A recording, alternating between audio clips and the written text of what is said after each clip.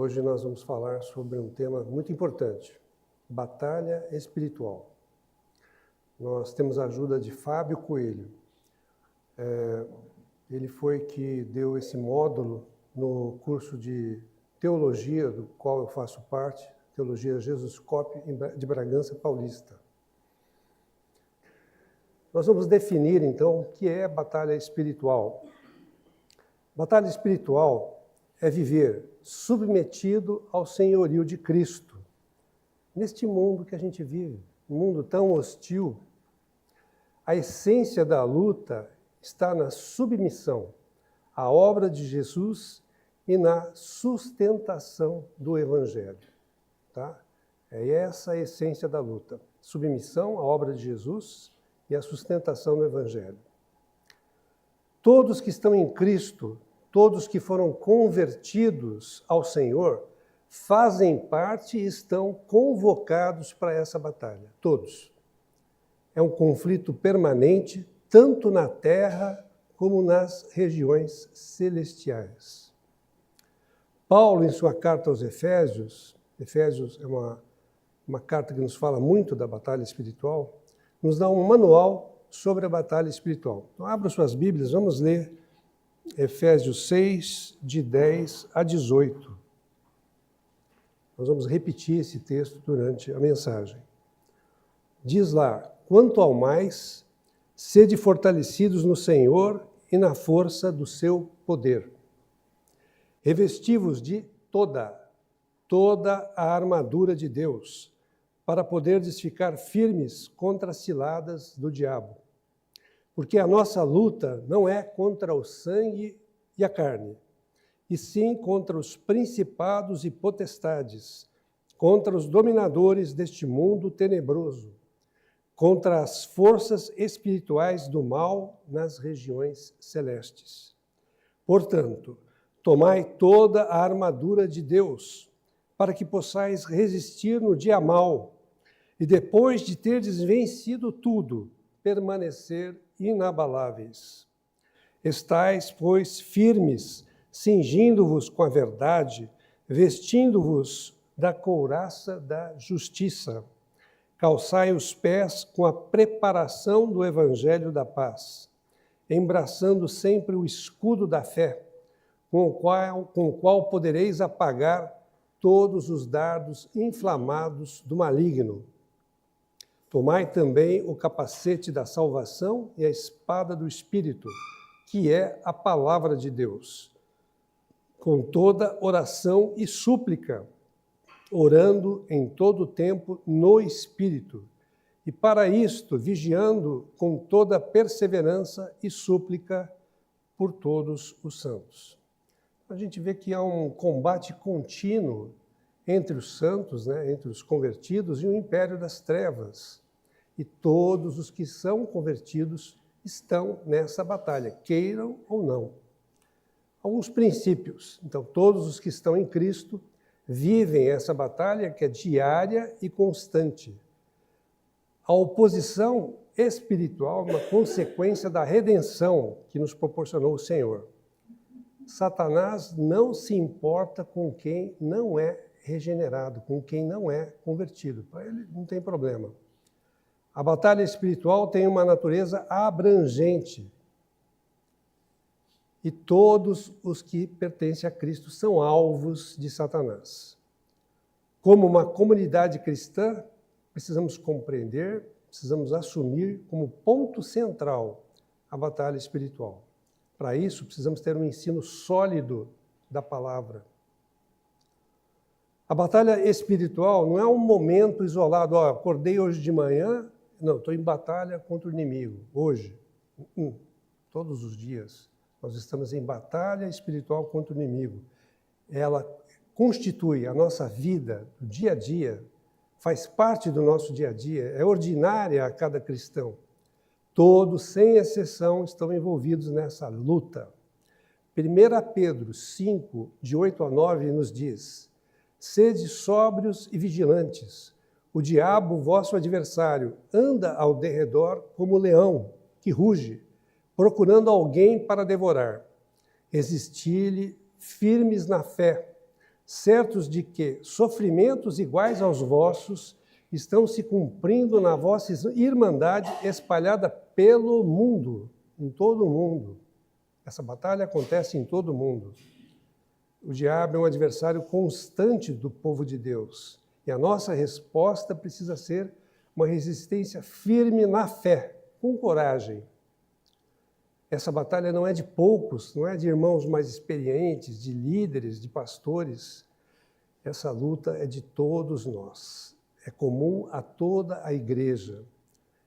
Nunca reclame se você está sofrendo conflitos ou resistências que vêm das trevas, se você está em luta.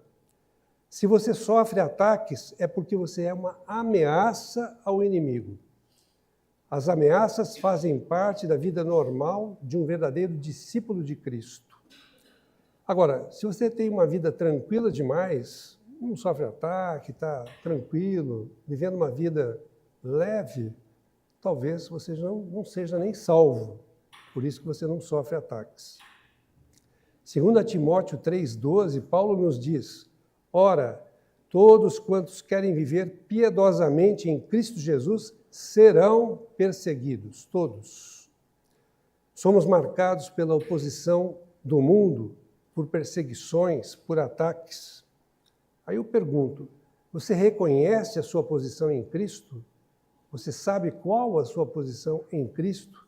Sabe como resistir às investidas de Satanás, do sistema desse mundo, das obras da carne, das fortalezas da mente? Saber quem você é em Cristo, conhecer as verdades da palavra, a obra de Cristo, o poder que Ele nos confere através da cruz, os princípios, a cultura do reino, são fundamentais para a nossa perseverança, para vencer a batalha espiritual. Quando entendemos e assumimos quem somos em Cristo, aí fica claro toda a razão dessa luta, né? Toda a razão da oposição. Somos perseguidos, resistidos, atribulados e até difamados por causa do nome de Jesus. Por que estudar sobre batalha espiritual? Por quê? Primeiro, a luta espiritual ela não é recente e muito menos restrita. Ela existe desde o princípio da humanidade. Apocalipse 12:9 nos diz: e foi expulso o grande dragão, a antiga serpente, que se chama Diabo, Satanás, o sedutor de todo o mundo. Sim, foi atirado para a terra e com ele os seus anjos. 1/3 dos anjos foram atirados para a terra, juntamente com Satanás. Apocalipse 12 ela é muito marcante com relação à guerra espiritual, como Efésios 6. Enquanto Miguel combate o diabo nas regiões celestiais, as testemunhas de Jesus operam na terra. Nós, os santos, operamos na terra, enquanto Miguel combate nos céus. A serpente no jardim do Éden, encontrada por Adão e Eva, já era uma manifestação pessoal de Satanás. Então, desde o princípio, desde o Éden, já ocorre uma batalha espiritual. E perdura, desde lá, por toda a história. O Éden foi o primeiro santuário da terra, era um lugar de relacionamento do homem com Deus. Ao entardecer, Deus e o homem conversavam, né? Havia uma comunhão diária com o Senhor. Deus deu autoridade ao homem sobre toda a criação, mas estabeleceu limites. Gênesis 2, 16 e 17 diz: você pode comer de todas as árvores do jardim, mas da árvore do conhecimento do bem e do mal não comerás, porque no dia em que dela comeres, certamente morrerás. Segundo, aqui temos um outro princípio, a obediência. A desobediência conduz à morte. O amor de Deus estabelece limites, obrigações e restrições, como os pais aos filhos. A fonte de todo o pecado é a desobediência, que leva à morte. Romanos 3, 23 nos diz: todos pecaram e carecem da glória de Deus. Romanos 6, 23, o salário do pecado é a morte. Então, Adão ele é confrontado desde o princípio com a atuação da serpente. E aí aparece a primeira batalha espiritual. Outro item. A principal ação de Satanás é atacar a primeira família, Adão e Eva, primeira família da terra, tentá-los e levá-los a pecar. O homem experimenta pela primeira vez as consequências do pecado e da morte, morte física e espiritual, com a separação da presença de Deus. Gênesis 3,15 nos diz: porém inimizade entre ti e a mulher, entre a tua descendência e o descendente dela. Este, o descendente dela, te ferirá a cabeça e tu lhe ferirás o calcanhar. Este é considerado o proto-evangelho, o primeiro evangelho, a primeira vez em que o evangelho foi anunciado. E essa promessa é desdobrada ao longo de toda a Bíblia, até a consumação dos séculos. Quem proclama o evangelho é o próprio Deus, que não foi destinado somente a Adão e Eva, mas também e principalmente para Satanás. Com isso, Deus confrontou o adversário e anunciou tanto a redenção, a salvação, quanto o juízo. Aqui já está a batalha espiritual escancarada. Personagens de Gênesis 3,15. A serpente, Satanás, como vimos em Apocalipse 12. A mulher, toda a humanidade, para outros, o povo de Deus na terra. O descendente da mulher é Cristo, que esmagou a cabeça da serpente. No Antigo Testamento, a esposa de Deus é o povo de Israel. No Novo Testamento, a esposa de Deus é a igreja, o remanescente de Israel e os gentios crentes, que vemos em Efésios 2. Ambos são um só povo, um só corpo. Essa igreja é a nova aliança. Apocalipse 12, 17 nos diz: irou-se o dragão contra a mulher e foi pelejar com os restantes da sua descendência, os que guardam os mandamentos de Deus e têm o testemunho de Jesus, e se pôs em pé sobre a areia do mar. Então, a mulher é o povo de Deus e a sua descendência. O diabo, o dragão, trava guerra contra todos os que guardam os ensinamentos, os mandamentos do Senhor e têm o testemunho de Jesus. Ninguém escapa. A guerra iniciou-se no jardim e vai se intensificar até o retorno de Jesus. Extremos da batalha espiritual. Espero que ninguém aqui se situe nesses extremos. Primeiro, são dois extremos. Primeiro, as pessoas ignorantes, as que ignoram a batalha espiritual e a sua relevância. Acham até que é inexistente, são superficiais, não se baseiam na palavra. Então, primeiro extremo, as pessoas que negam a batalha espiritual. Segundo extremo, as pessoas com misticismo exagerado. Veem lutas contra o mal em tudo. Em tudo vem Satanás e suas hostes. Não se fundamentam nas Escrituras também. Resistência espiritual. Atos 16, de 6 a 7, Paulo diz: e percorrendo a região frígio-gálata, tendo sido impedidos pelo Espírito Santo de pregar a palavra na Ásia, defrontando Mísia, tentaram ir para Bitínia, mas o Espírito de Jesus não o permitiu. Então, nesses versículos, Paulo foi impedido por 2 vezes pelo Espírito Santo de pregar a palavra. Então, a resistência veio do próprio Deus. Ou seja, nem toda dificuldade, nem todo impedimento vem do inimigo. Muitas vezes vem do próprio Senhor. Ele conduz cada detalhe das nossas vidas, inclusive impedindo-nos de agir. Tiago 4,6. Antes ele dá a maior graça pelo que diz: Deus resiste aos soberbos, mas dá graça aos humildes. Vemos aqui outra resistência de Deus, aos soberbos, ao orgulho, ao egoísmo, a qualquer atitude contrária à humildade cristã. Deus está sempre nos corrigindo, nos disciplinando, visando trabalhar o nosso caráter. Primeiro, mas ao outro lado, 1 Tessalonicenses 2,18. Por isso quisemos ir até vós, pelo menos eu, Paulo, não somente uma vez, mas 2, Contudo, Satanás nos impediu o caminho. Então, aqui Paulo foi impedido 2 vezes por Satanás de pregar o evangelho. Então, podemos dizer que existe, sim, resistência espiritual verdadeira. Satanás resiste principalmente às pessoas engajadas com o evangelho. Sejamos vigilantes e atentos.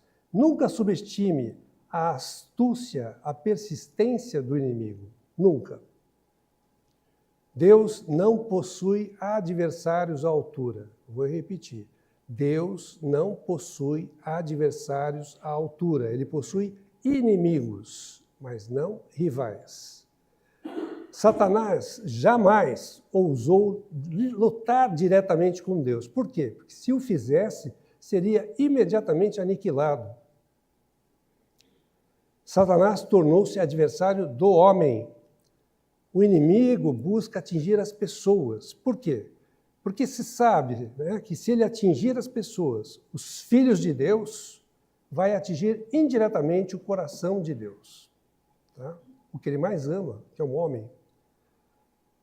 Satanás permanece uma criatura submissa ao senhorio de Deus, ao senhorio de Cristo. Ele não possui autoridade irrestrita para agir na humanidade. Jó 1,12 nos diz: Então disse o Senhor a Satanás: Eis que tudo quanto ele tem está em teu poder. Somente contra ele não estendas a mão. Satanás vai diante do Senhor, muitas vezes contra nós, e pede autoridade para tocar em Jó, pede autoridade para tocar em nós. E Deus permite até certo limite.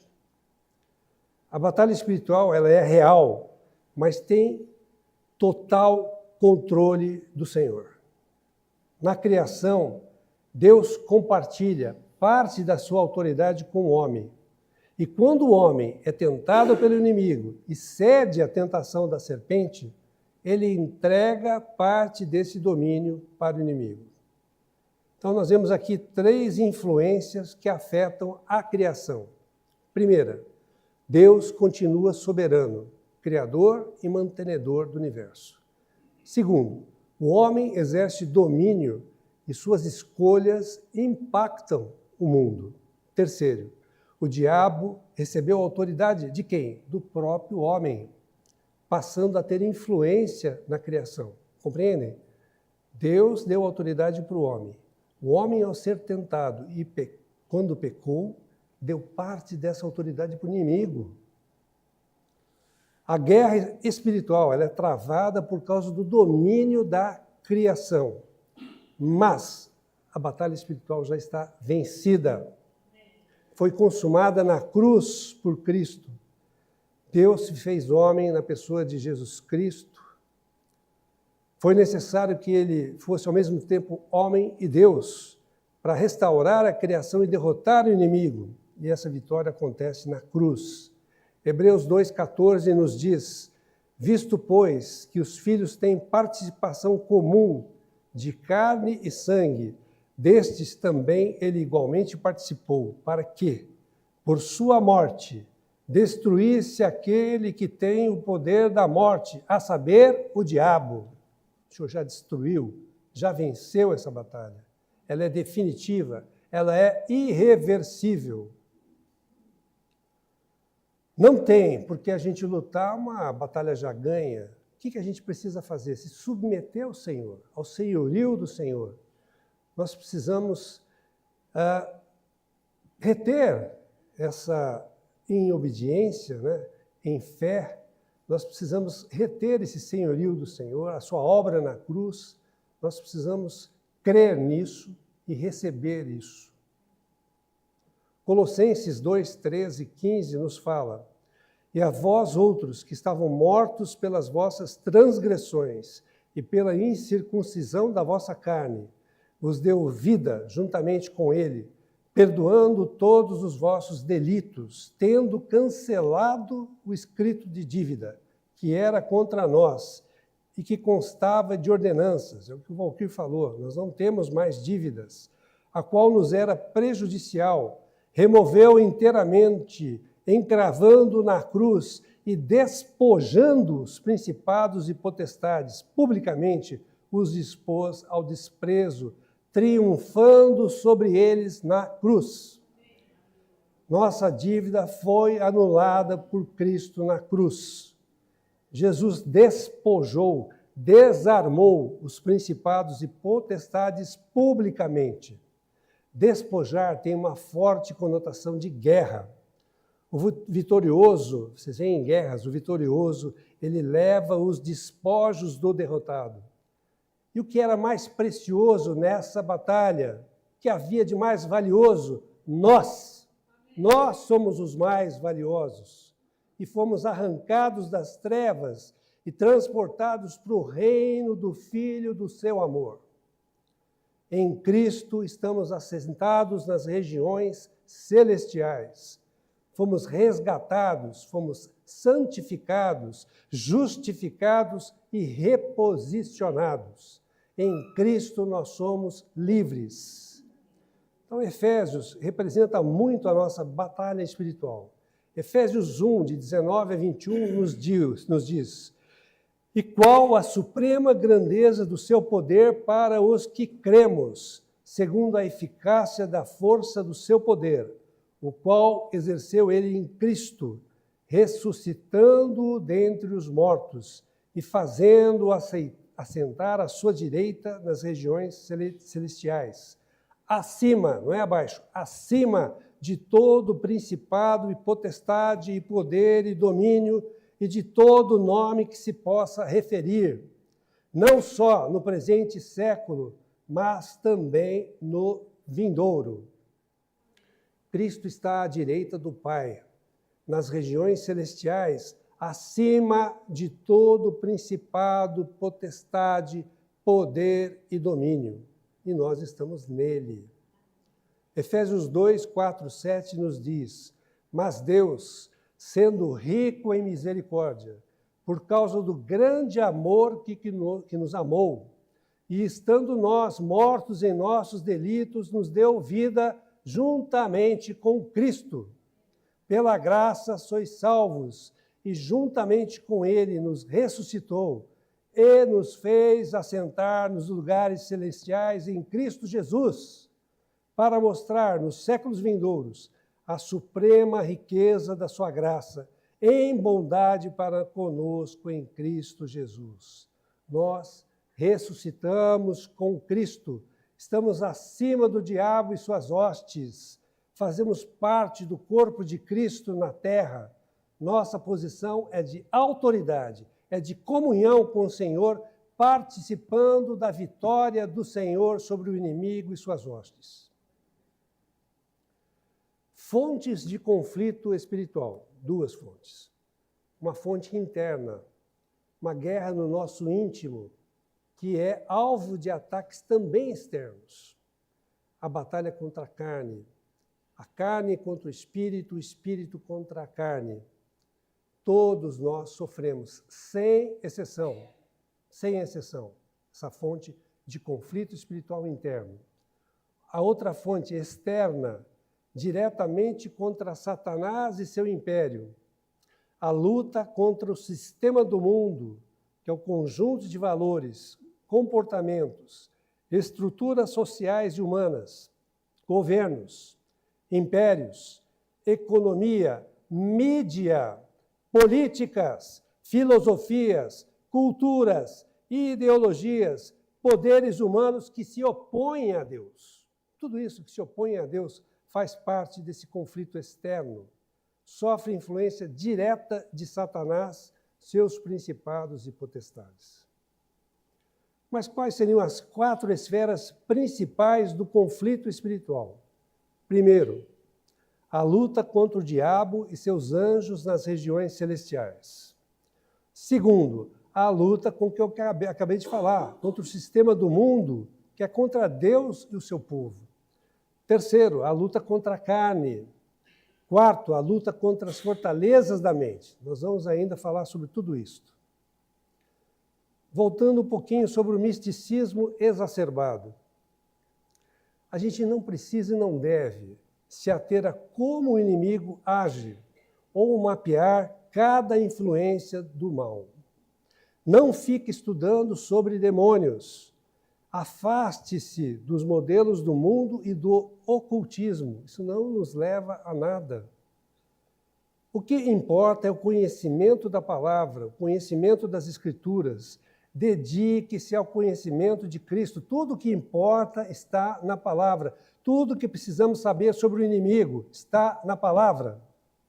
Romanos 5, 18 a 21 nos diz: pois assim como por uma só ofensa veio o juízo sobre todos os homens para condenação, assim também, por um só ato de justiça, veio a graça sobre todos os homens para a justificação que dá vida.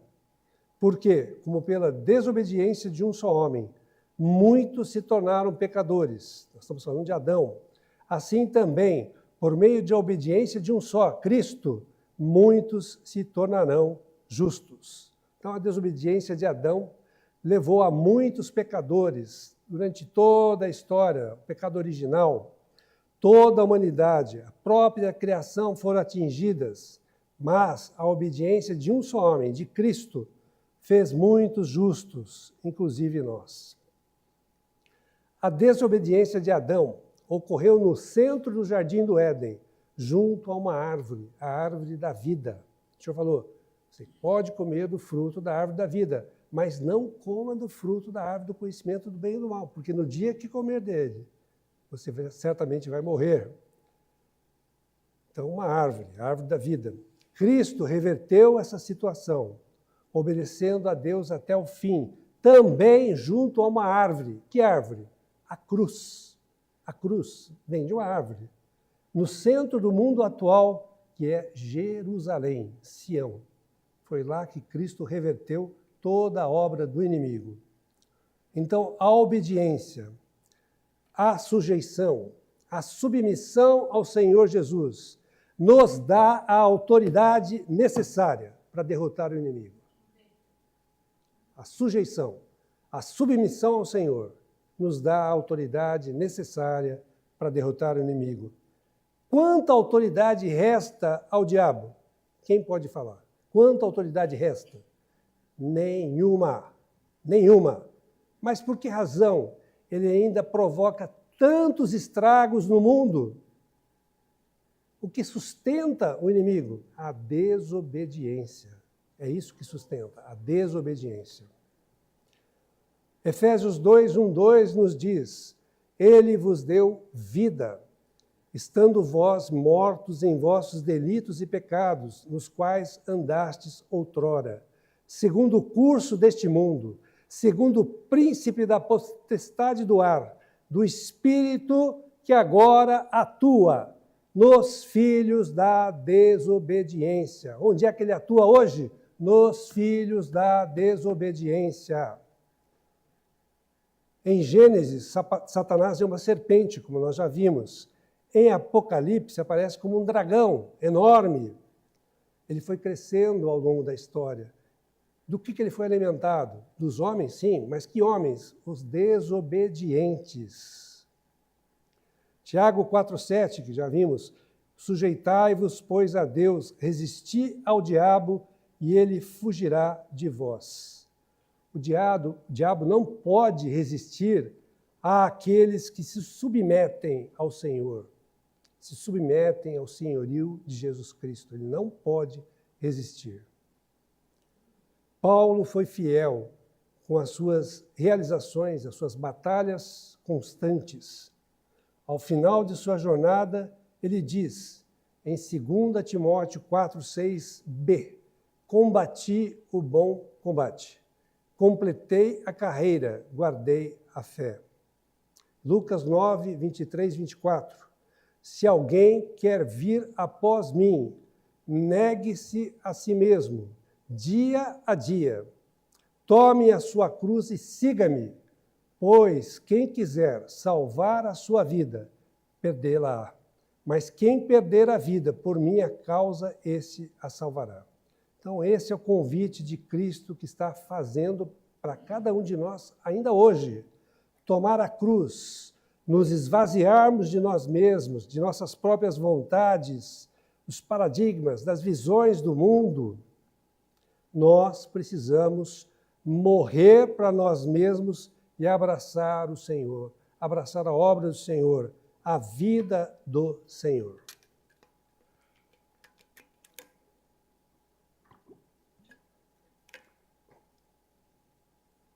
Segunda Coríntios 5,15 nos diz: e ele morreu por todos, para que os que vivem não vivam mais para si mesmos, mas para aquele que por eles morreu e ressuscitou, viver para Cristo. Esses são os mártires, os mensageiros da vitória definitiva da cruz sobre o inimigo, que está expressa na ressurreição do Senhor.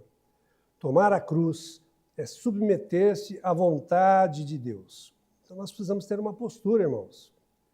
Qual que deve ser a nossa postura? Renunciar.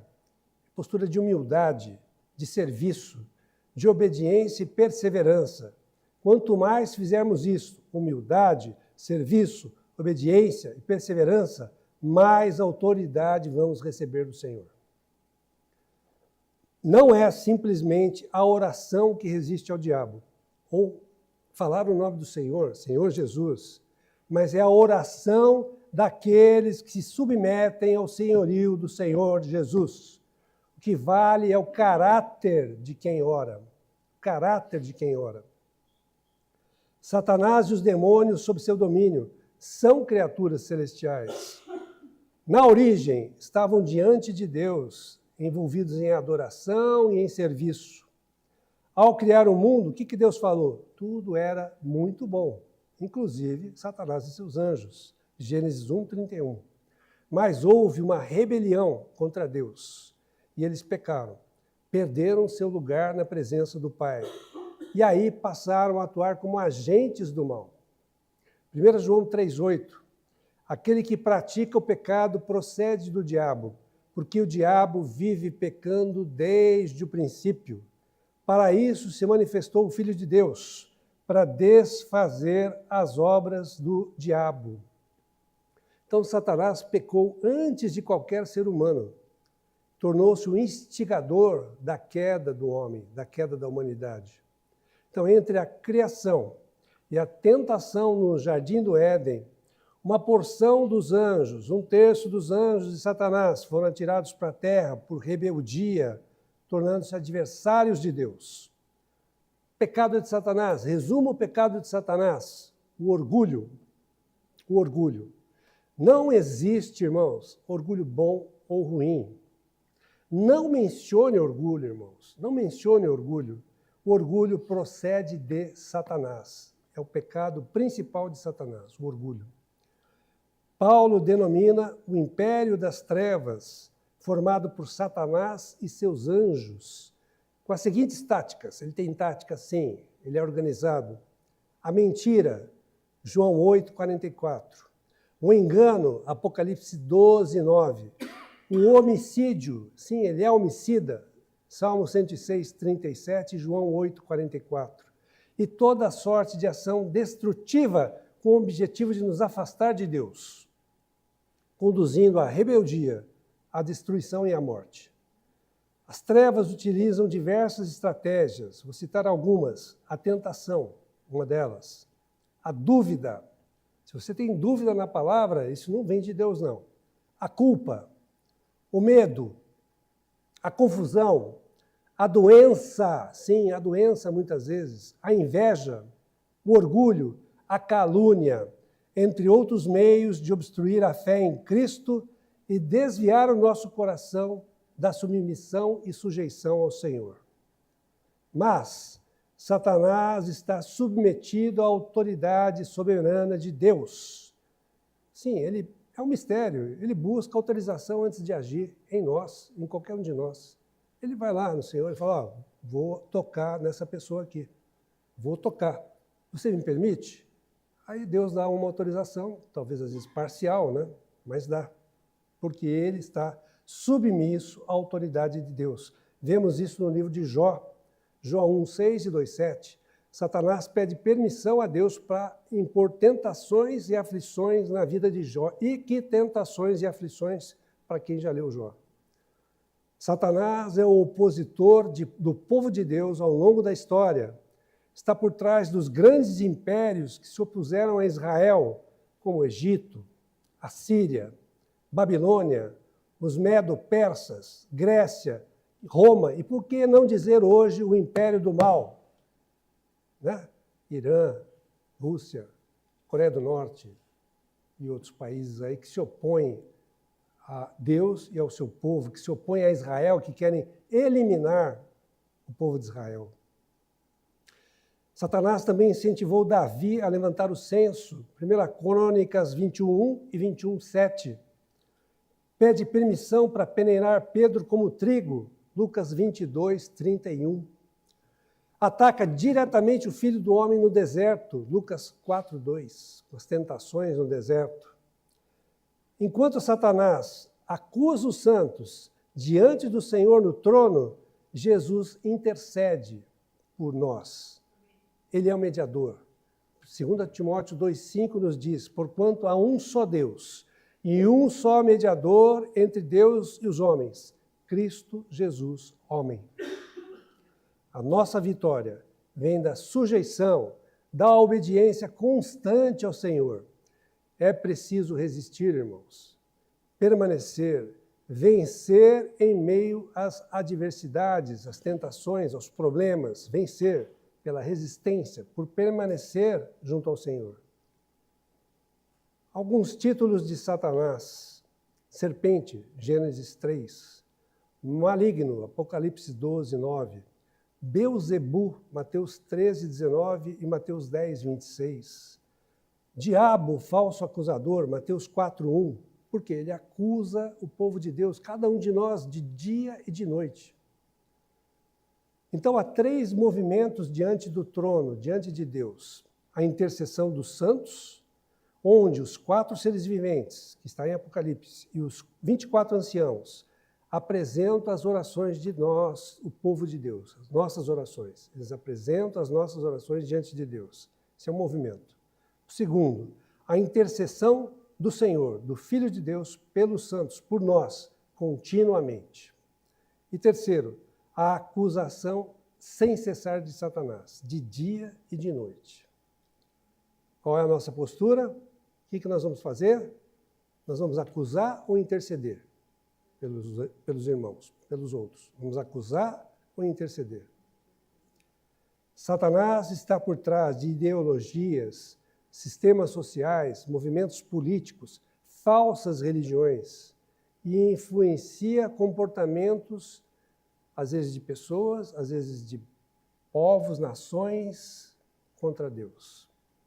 Mas o limite dele limita-se a este mundo, a uma realidade caída, que vai levar ao quê? A maldade, a injustiça. É esse o limite da ação dele. Como resistir? Já vimos Tiago 4:7. Sujeitai-vos a Deus, resistir ao diabo e ele fugirá de vós. Então, estar sujeitos ao Evangelho de Jesus, à obra do Senhor na cruz.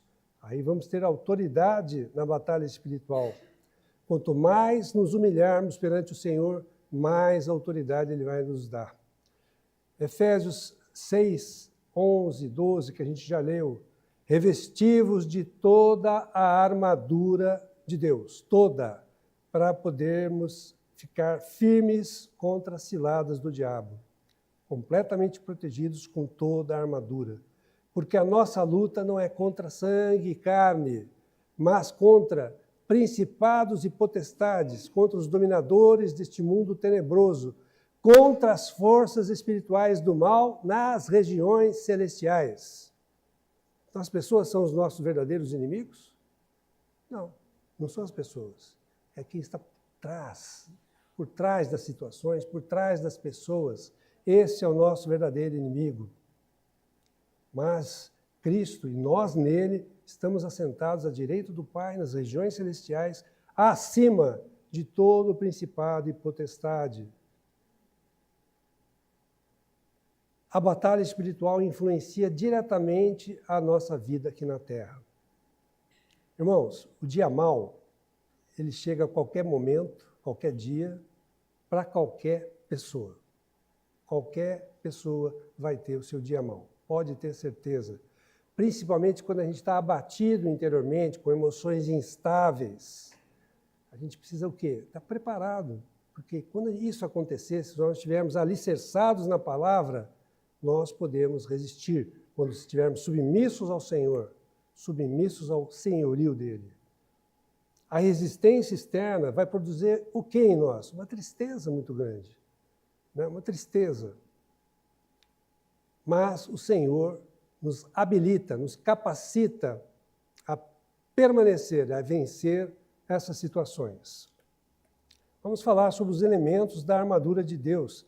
Ela faz uma alusão a um centurião romano, o que um centurião romano usava na época. É um revestimento espiritual. Verdade e justiça, Efésios 6,14. Preparação do Evangelho, Efésios 6,15. É um estado constante de prontidão para viver o Evangelho, sofrer por ele e testemunhá-lo. O soldado romano estava em constante prontidão para a batalha, para a guerra. Ele não se deixava esmorecer, não ficava lá de qualquer jeito, não. Serve para todas as circunstâncias a preparação do Evangelho, perseguições, adversidades por causa da fé e até mesmo diante da morte. Até mesmo. O escudo da fé, Efésios 6,16, é de defesa, porque apaga os dardos inflamados do inimigo, o escudo da fé. Capacete da salvação, Efésios 6,17, protege os nossos pensamentos. A espada do Espírito, Efésios 6,17, a palavra de Deus é a única e a mais importante arma de ataque ao inimigo. A armadura, ela é a própria realidade do Evangelho, todos os dias. Não basta você ter conhecimento da palavra, você tem que vivenciar a palavra, praticar a palavra, você tem que ter a realidade do Evangelho na sua vida. Isso vem pela fé, cresce em nós pela ação do Espírito Santo. 2 Coríntios 6,7 nos diz, na mensagem da verdade, no poder de Deus, pelas armas da justiça, tanto de ataque como de defesa. É isso que é a armadura de Deus. Então, o Evangelho é tanto arma de ataque como de defesa. Quando testemunhamos o Senhor, quebramos o poder, a influência de Satanás sobre pessoas, cidades, países, regiões, continentes. Nós quebramos essa influência. Precisamos também pregar o Evangelho para nós mesmos, principalmente nos dias difíceis. Proclamar a verdade do Evangelho para nós, para a nossa alma, nos encorajando e lembrando de tudo que Deus já realizou nas nossas vidas. Quero trazer à memória aquilo que me pode dar esperança. A lembrança, a esperança é fortalecida e a fé é fortalecida pela lembrança do que Deus já fez em nós. A salvação é fruto da graça e não dos nossos méritos. Somos salvos sem merecimento, mas nosso nome, ao crermos e recebermos o Senhor, está escrito no livro da vida, nos céus. Em Cristo, nossa segurança é total. Oração e intercessão, Efésios 6,18, com toda oração e súplica, orando em todo tempo no Espírito, e para isso vigiando com toda perseverança e súplica por todos os santos. A oração e intercessão é para todos. Ela é fundamental, a oração, ela é poderosa, uma arma de defesa e ataque também, mas ela só é eficaz para quem se submete realmente ao Evangelho. Cristo associa a vigília à oração. No Getsemane, né? Ele ia para o maior combate, que era a cruz. Né? Então ele diz em Mateus 26:4, né? Vigiai e orai, para que não entreis em tentação. O espírito, na verdade, está pronto, mas a carne é fraca. Deus jamais é o autor de tentação. Deus prova, Deus permite provações, mas nunca leva ninguém a pecar. As tentações vêm do nosso próprio desejo e Satanás usa como armadilha para nos fazer pecar e desobedecer ao Senhor. A oração é essencial, é uma condição para exercer autoridade sobre demônios, determinados demônios. Marcos 9, 25 a 29 diz oração em jejum. Aqui, onde eu me preparei, diz que no original não aparecia jejum. Então, assim, o jejum é importante? É, mas o principal é a oração. Quando crescemos espiritualmente, quando nos sujeitamos ao Evangelho, com a armadura de Deus e com a prática constante da oração, precisamos ser amigos do Senhor, ter um relacionamento íntimo com o Senhor. Orar não significa apenas pedir, mas voltar a nossa mente e o nosso coração para Deus, permitindo que a vontade dEle, os pensamentos dEle, os caminhos dEle, transformem a nossa vida, a vida de quem ora. Intercessão e batalha espiritual, Daniel 10. Daniel, no capítulo 9, ele estuda as profecias de Jeremias, os 70 anos de cativeiro que Jeremias falou que o povo de Israel iria sofrer. E estavam se cumprindo. Daniel estava lá, já na Babilônia. Aí ele passa a interceder pela libertação de Israel. No capítulo 10, passa a ter visões e intercede mais ainda. Daniel permaneceu 3 semanas, 21 dias, em pranto, em choro, oração e jejum diante do Senhor, para que ele pudesse libertar o povo de Israel. Em Daniel 10:12 veio a resposta. Então me disse, não temas, Daniel, porque desde o primeiro dia em que aplicaste o coração a compreender e a humilhar-te perante o teu Deus, foram ouvidas as tuas palavras. E por causa das tuas palavras eu vim. No versículo 13, mas o príncipe do reino da Pérsia me resistiu por 21 dias.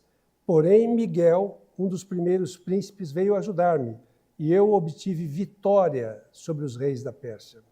Então aqui tem uma profunda intercessão de Daniel pelo seu povo. Nessa época, o Império Babilônico já havia sido dominado pelo Império Medo-Persa, mas ainda continuava a oprimir Israel. Houve resistência espiritual do príncipe da Pérsia, e somente com a intervenção do arcanjo Miguel, o guerreiro e protetor de Israel, é que houve vitória. Isso é uma oração perseverante, irmãos. Mostra um relacionamento íntimo com Deus, influencia diretamente na batalha espiritual. E um único homem intercedeu e ajudou na vitória contra o mal. Um único homem libertou um continente. Agora eu pergunto para vocês, irmãos, quão maior não seria o impacto da intercessão da igreja, uma igreja ativa, comprometida, né, que orasse com relação ao contexto do nosso país? Quanto não seria esse impacto dessa intercessão? Sim, poderia provocar uma profunda transformação na nossa nação, lá nas regiões celestiais. Vocês não acham que está havendo essa necessidade? Interceder é posicionar-se diante de Deus na brecha entre o Senhor e a necessidade dos outros, buscando o quê? Libertação das pessoas, restauração, cumprimento do que Deus quer. Agora, Jesus Cristo foi o supremo intercessor. Isaías 53, 11 e 12 fala sobre isso, eu não vou ler, não dá tempo, mas fala sobre ele ser o supremo intercessor. Ao cumprir sua missão na cruz, combateu o mal e intercedeu por todos os pecadores. Batalha espiritual e redenção das pessoas. Ezequiel 22, 30 a 31.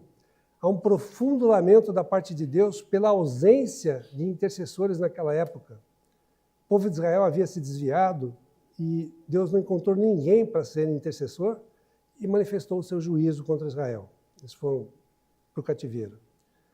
A intercessão é um convite à guerra espiritual em favor das pessoas, regiões e povos. É posicionar-se diante do trono, lutando para que as vidas sejam libertas do diabo. Nós temos um outro exemplo, Abraão, como exemplo de intercessão. Em Gênesis 18, 20 e 21, o Senhor decide destruir Sodoma e Gomorra. Mas antes visita Abraão para falar para ele. Eles tinham intimidade, tinham amizade, tiveram comunhão numa refeição. Abraão ficou de pé na brecha diante do Senhor e intercedeu pelos justos de Sodoma e Gomorra. Ele teve coragem, teve compaixão e o Senhor o atendeu, né? Livrou alguns justos. Hoje o chamado é o mesmo, irmãos. O Senhor está procurando amigos, cada cristão revestido do Evangelho, Efésios 6, busca quem está disposto a se colocar assim na brecha, interceder e lutar em favor de pessoas, famílias, cidades, nações, rogando ao Senhor para quebrar o poder do inimigo e das trevas. A guerra celestial, Apocalipse 12, vamos dar uma olhadinha, Apocalipse 12, de 7 a 11. Viu-se grande sinal no céu, a saber, uma mulher vestida do sol, com a lua debaixo dos pés, uma coroa de 12 estrelas na cabeça. Vamos para o 7. Houve peleja no céu. Miguel e seus anjos pelejaram contra o dragão. Também pelejaram o dragão e seus anjos. Todavia não prevaleceram, nem mais se achou o seu lugar nos céus. E foi expulso o grande dragão, a antiga serpente que se chama Diabo e Satanás, o sedutor de todo mundo. Sim, foi atirado para a terra e com ele os seus anjos. 1/3. Então ouvi grande voz do céu proclamando: agora veio a salvação, o poder, o reino do nosso Deus e a autoridade do seu Cristo, pois foi expulso o acusador de nossos irmãos, o mesmo que os acusa de dia e de noite diante do nosso Deus. Eles, pois, o venceram, por causa do sangue do Cordeiro, por causa da palavra de testemunho que deram, e mesmo em face da morte, não amaram a própria vida. Então nós vemos aqui uma guerra global entre o dragão e o povo de Deus. E também o papel dos anjos. Aqui vamos falar sobre 2 anjos, 2 arcanjos. Gabriel é um mensageiro, ele nunca guerreia. O nome dele significa valente de Deus. Ele é enviado por Deus em favor daqueles que vão herdar a salvação. Está em Hebreus 1:14. Não tem um corpo físico, normalmente ninguém o vê, mas em 3 momentos Deus permitiu que ele fosse visto. Quando ele se comunicou diretamente com Daniel, para explicar a visão que ele estava tendo, para Zacarias, para falar da gravidez de Isabel, João Batista, e com Maria, para falar da fecundação da Virgem Maria pelo Espírito Santo, que iria nascer Jesus. O arcanjo Miguel é o guerreiro, sempre em batalha. Exemplos, Daniel 10, que a gente citou, quando ele enfrenta o príncipe da Pérsia, na luta pelo corpo de Moisés, Judas 1:9, e em Apocalipse 12, na luta contra o dragão que a gente leu. Apocalipse 12:11, eles, pois, o venceram. Quem são eles? Quem são os que o venceram? Os santos, a igreja de Jesus, formada pelos remanescentes de Israel e os gentios convertidos. A vitória é de Miguel, sim, mas também de todos os santos. Apocalipse 2 é paralelo a Daniel 10. Em Daniel 10, a intercessão de um único homem, Daniel. E Apocalipse 12, da igreja, dos santos. O envio dos 70, Lucas 10:1. Eles receberam missão e autoridade concedida por Jesus, enviados de 2 em 2, em todas as cidades que o Senhor não podia ir, para proclamar a vinda do reino, realizar a cura de enfermos. Lucas 10, 17 a 20.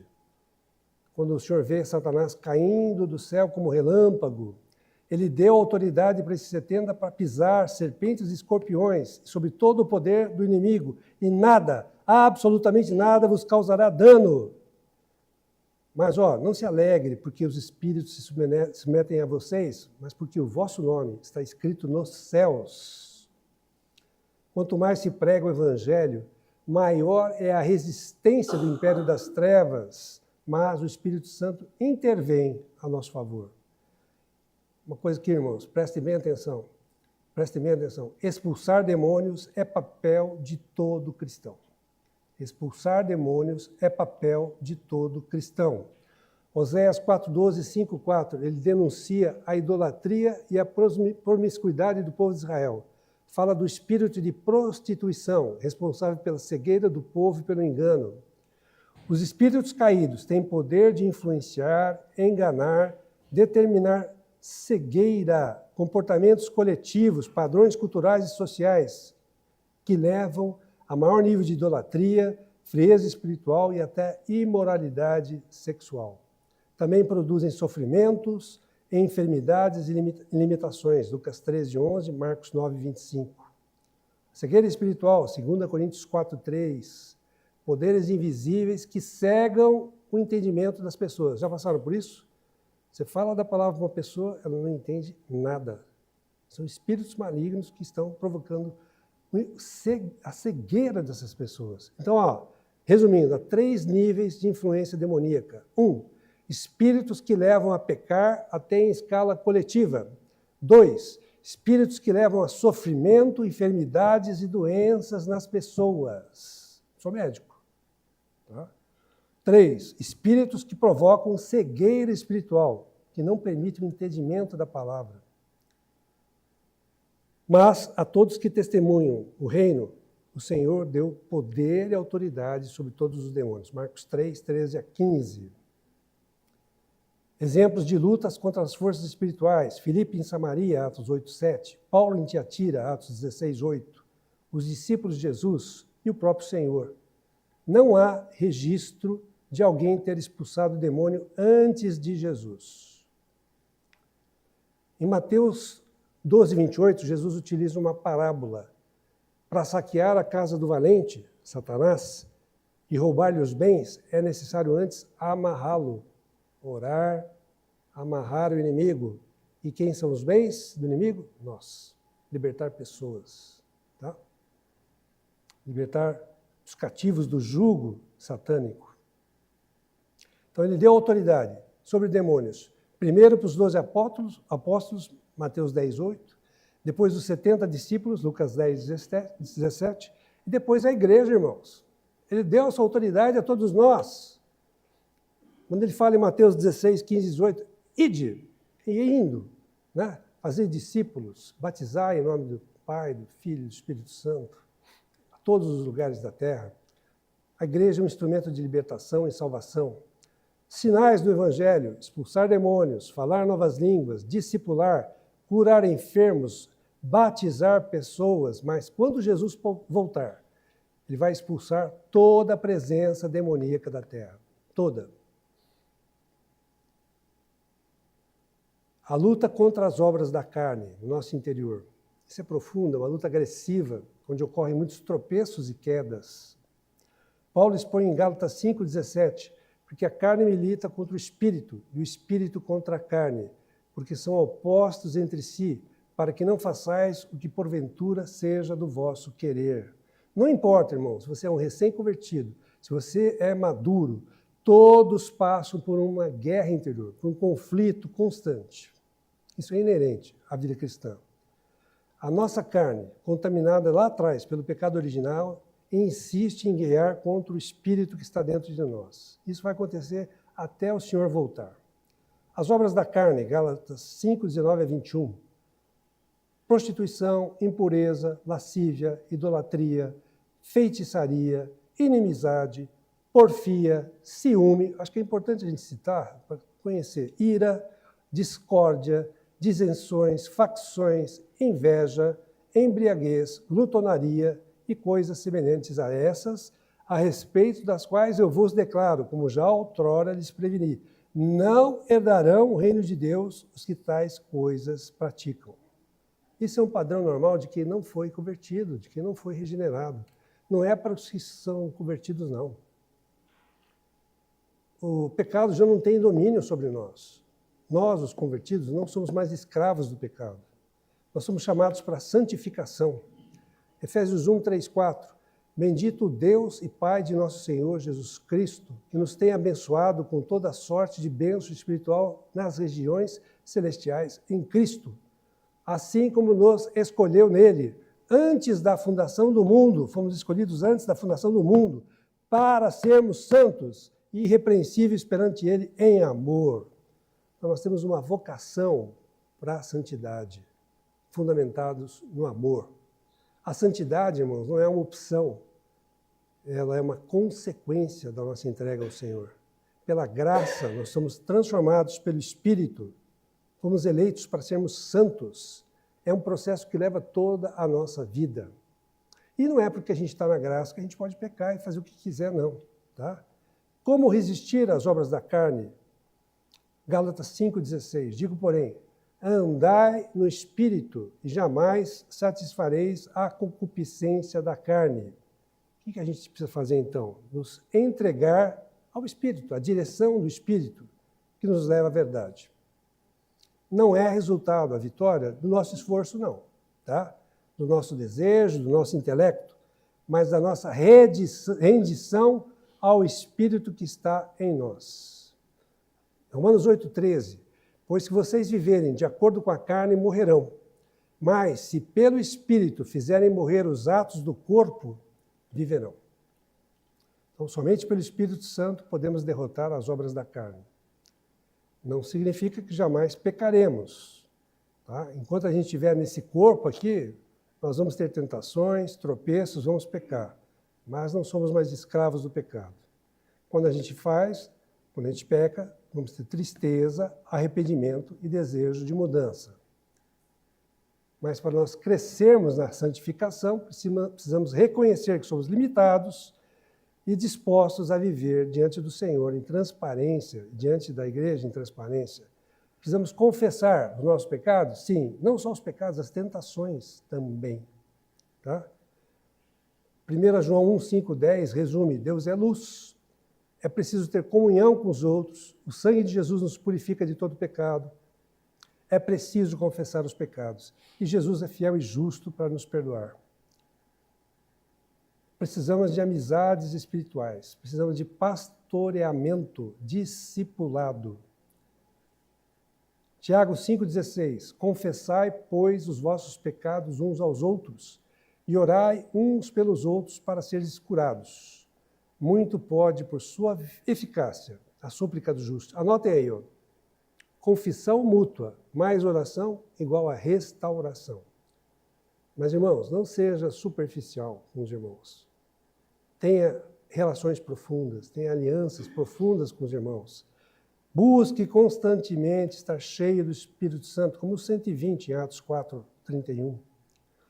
1 Tessalonicenses 5,19 adverte: não apagueis o Espírito, não desprezeis as profecias. Sim, o Espírito pode começar a se apagar na vida de alguém. E Paulo nos mostra um princípio importante para manter o Espírito aceso. Não desprezar as profecias, não rejeitar a voz de Deus, que se fala bem suavemente para nós, não se distanciar da palavra, não negligenciar os dons espirituais. Quando a gente despreza a profecia, a palavra, o Espírito vai sendo apagado. Exemplo, a igreja em Laodiceia, com a sua mornidão. Mas à medida que o Espírito é aceso em nós, as obras da carne vão sendo apagadas. E quando o Espírito cresce em nós, onde há sujeição, pastoreio mútuo, comunhão, discipulado, relacionamento profundo, aliança entre os irmãos. Paulo fala que há duas dimensões, né? A vertical com o Senhor, que a gente adora, e a horizontal com os irmãos, em sujeição, cuidado e serviço. Quando o Espírito Santo é derramado de maneira abundante sobre nós, quando o contexto é cristocêntrico. Falar sobre o fruto do Espírito. Gálatas 5, 22, 25. Mas o fruto do Espírito é amor, alegria, paz, longanimidade, benignidade, bondade, fidelidade, mansidão, domínio próprio. É uma coisa só, irmãos. Se você está no Espírito, você recebe tudo isso. Não é uma parte ou outra. E contra isso não há lei. Os que são de Cristo Jesus crucificaram a carne com suas paixões e concupiscências. Se vivemos no Espírito, andemos também no Espírito. As obras da carne vão durar até a volta do Senhor. É uma luta constante, mas Cristo já venceu. Fortalezas da mente, isso é importante. 2 Coríntios 10, 3, 5. Porque, embora andando na carne, não militamos segundo a carne, pois as armas da nossa milícia não são carnais, mas poderosas em Deus para destruir fortalezas, anulando nós sofismas e toda altivez que se levanta contra o conhecimento de Deus, e levando cativo todo pensamento à obediência de Cristo. Então nós temos aqui fortalezas, sofismas e altivez. São combatidas como? Com armas espirituais que o Senhor nos dá. Aí fala da igreja em Corinto, né, que não faltava nenhum dom, principalmente os proféticos, mas tinha uma contradição. Era uma igreja carnal, precisava de leite espiritual. Então, há um princípio aqui. a maturidade espiritual de um cristão não se mede pela quantidade de dons, mas pelo fruto do Espírito. É o caráter sendo transformado, um caráter submisso ao Senhor. O ambiente moral em Corinto também não era muito bom. Tinha ciúme, contenda, divisões, tolerância à imoralidade sexual, inclusive, insubmissão às autoridades espirituais, egoísmo, avareza, desordem e até embriaguez, principalmente na reunião da ceia do Senhor. Em resumo, era uma comunidade ativa, mas moralmente instável e imatura. Então, a guerra acontece nas regiões celestiais, mas também na igreja. Por quê? Porque há pessoas até que se introduzem na igreja para provocar imoralidades, até sexuais, para negar o próprio Senhor. É o falso evangelho. Fortalezas da mente. São estruturas mentais erguidas e protegidas no nosso pensamento. Conceitos, argumentos, ideias equivocadas sobre Deus, sobre a vida e sobre nós mesmos. Fortalezas. Alimentadas ao longo da nossa vida. Aí eu coloquei no grupo da igreja um depoimento de um cardiologista de 88 anos, que foi ateu por toda a vida. Mas ele morreu, ficou 8 minutos em parada cardíaca, sendo ressuscitado, e ele viu Jesus. E ele dá um depoimento, um ateu, por 88 anos, que ele se rendeu ao Senhor e se tornou um cristão, mesmo com 88 anos, na UTI, cheio de aparelhos. São pensamentos não crucificados, não consagrados a Deus, e podem estar presentes até na igreja. Sustentam opiniões pessoais, promovem ideologias, podem ter como origem experiências de vida, emoções, cultura e até falsa religiosidade. Isaías 55, 7 e 9, não dá tempo de ler, mas diz que os pensamentos e os caminhos do Senhor não são como os nossos, são superiores, são mais altos que os nossos. A conversão verdadeira requer abandonar os nossos caminhos, os nossos pensamentos. É alinhar a nossa mente e o nosso coração com o Senhor, aceitando o Evangelho, abraçando o Evangelho da cruz. Romanos 12, 2 fala em renovar a nossa mente, não nos moldar ao mundo, e precisamos receber a mente de Deus. As fortalezas mentais levam à insubmissão e rebeldia ao Evangelho, são contra a intimidade, a aliança e a amizade com Deus. Sofismas e altivez são raízes das fortalezas. Então, 3 elementos: fortalezas, sofismas e altivez. Resistência mental e espiritual contra o Senhor. Sofismas são falsas verdades, raciocínios presunçosos, argumentos para preencher a mente com ideias contra a fé cristã. Conceitos equivocados, rebeldes ao Senhor, têm como centro a lógica do mundo, racionalidade. Mentiras travestidas de verdade, são sutis. É ao contrário de uma mentira escancarada, verdadeira. Elas são sutis, sofismas. Se disfarça sob a lógica e a verossimilhança, de difícil identificação. Vão afetar a forma como lemos e interpretamos a palavra. Isso é grave. Vão afetar a forma como lemos e interpretamos a palavra. Aí Paulo fala das heresias, ideias contrárias ao verdadeiro evangelho de Jesus. Produzem confusão espiritual na igreja. Altivez, associada ao orgulho e à soberba, é o oposto da humildade do Senhor Jesus. Tiago 4,6, que já lemos, né? Ele resiste aos soberbos, mas dá graça aos humildes. Então, até Deus, não só Paulo, resiste aos soberbos, abate a altivez, contra a arrogância, são todos pecados, Provérbios 21, 4. Então, como sermos humildes? Jesus é o maior modelo de humildade.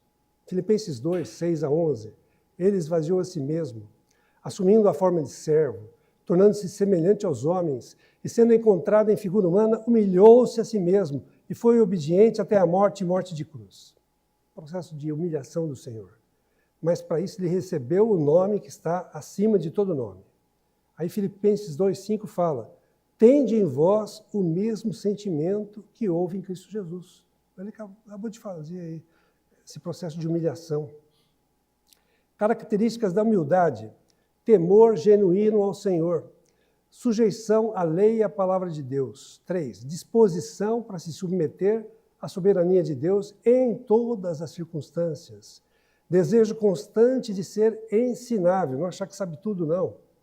Prestação de contas à comunidade, à igreja, compromisso com a igreja, com a vida comunitária, capacidade de admitir erros, facilidade em pedir perdão e perdoar, vontade sincera de servir, ouvir mais do que falar, não ter necessidade de buscar posições ou status, jamais forçando oportunidades para ter visibilidade, disposição para reconhecer limitações e admitir quando não sabe algo. Então, a nossa única arma para combater fortalezas, sofismas e altivez é o Evangelho. Então, com a simbologia da armadura, Efésios 6, nós vemos que a única arma de ataque, o Evangelho, é a palavra do Senhor. Romanos 1,16, o Evangelho é poder de Deus, dinamite, dínamos, para a salvação de todo aquele que crê. Mas, 1 Timóteo 4,1 fala, Paulo nos alerta, nos últimos dias, muitos abandonarão a fé por dar ouvidos a ensinos enganadores, com falsos evangelhos e falsas mensagens de graça. Concluindo, a pregação do Evangelho desmascara toda mentira promovida por Satanás, porque ele é o pai da mentira. O Evangelho é a verdade. No Evangelho, Cristo se manifesta de maneira total. Ele é a sabedoria e o poder de Deus. Nossa oração, irmãos, é que tenhamos uma mente, um coração voltados para o Senhor.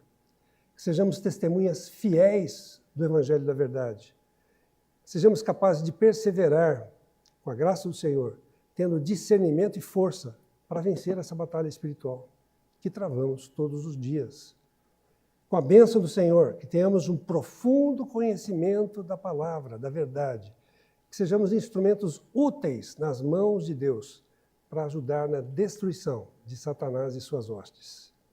Que possamos ter, irmãos, parte na edificação de uma igreja gloriosa, totalmente submissa à vontade do Senhor, como a noiva está sendo preparado para receber o noivo, Jesus Cristo, na sua volta.